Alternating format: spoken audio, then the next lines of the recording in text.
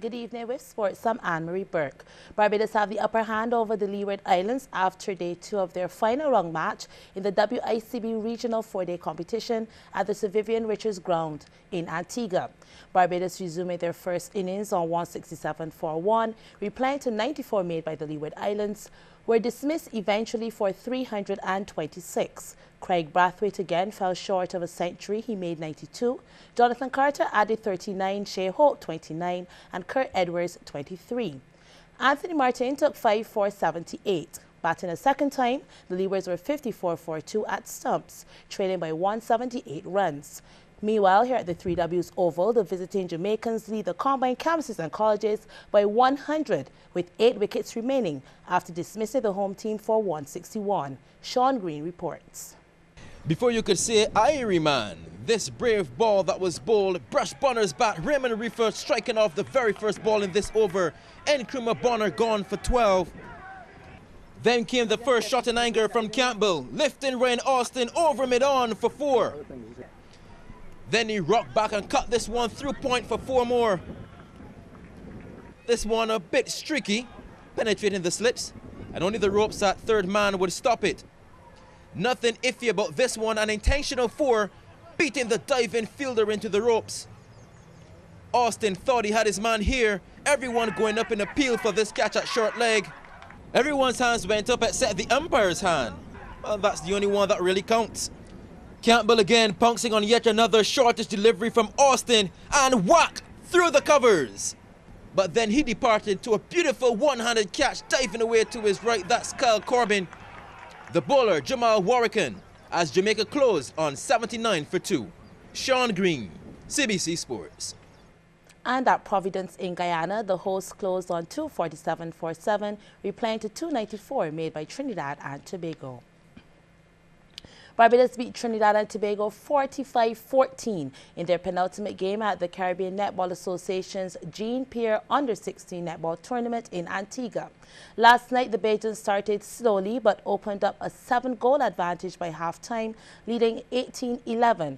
They really turned it on by the final quarter, outscoring Trinidad and Tobago 18-1 to go on to win by 31 goals. Shaniqua Thomas converted 18 of her 23 attempts, while Shaquilla Smith scored 27 from 41.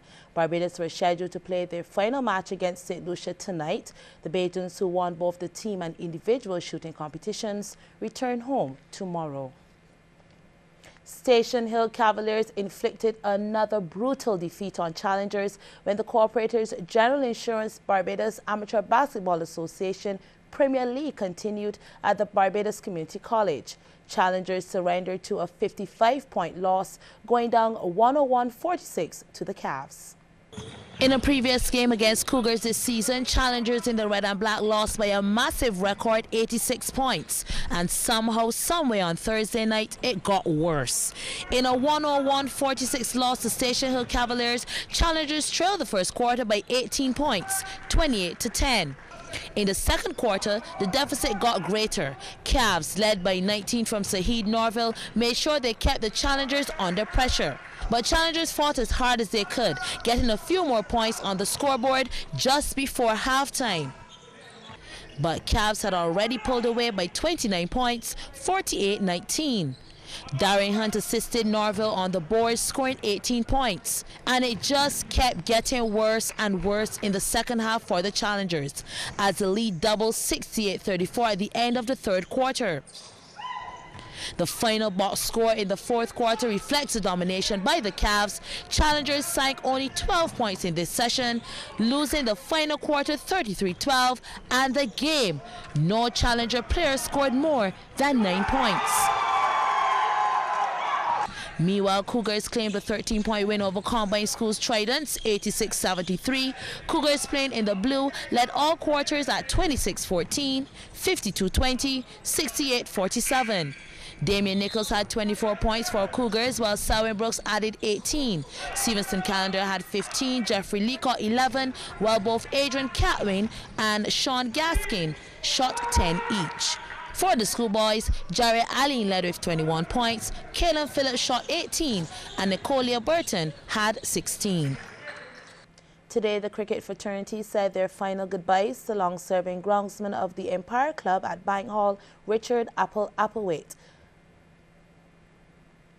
It was a packed All Souls Anglican Church as members of the cricket fraternity, especially members of the neighbouring Empire Cricket Club, gathered to pay tribute to long-serving member and groundsman Richard Applewhite. Close friend and former Barbados captain and now manager of operations at the WICB, Roland Holder, eulogized his dear friend as a cricket legend in his own right. Apple was a genius in his field, a groundsman extraordinaire who could turn out a pitch to suit whatever the occasion was. He was a teacher, having taught me a great deal about pitches and how they play. He was a great fan of the West Indies team and knew most of the players. And it was no surprise that several of you from all walks of life have turned out to pay final tribute to a cricketing legend. Not a legend in the typical sense that we tend to think of a cricket legend, but a legend nonetheless, who by virtue of the pitches he produced, helped to create legends. Reverend Courage Darlington in his sermon said in life we're all equally valued and we're all teachers, something Applewhite embraced to the lives he touched. I think there's a great amount of thought that should surround us this evening as we come to support the relatives of the deceased, but also to recognize how frail and how short human life can be, and to make sure that we give a good account of our innings before the finger goes up and we are called to walk back to the life's pavilion. Applewhite was laid to rest at the Westbury Cemetery.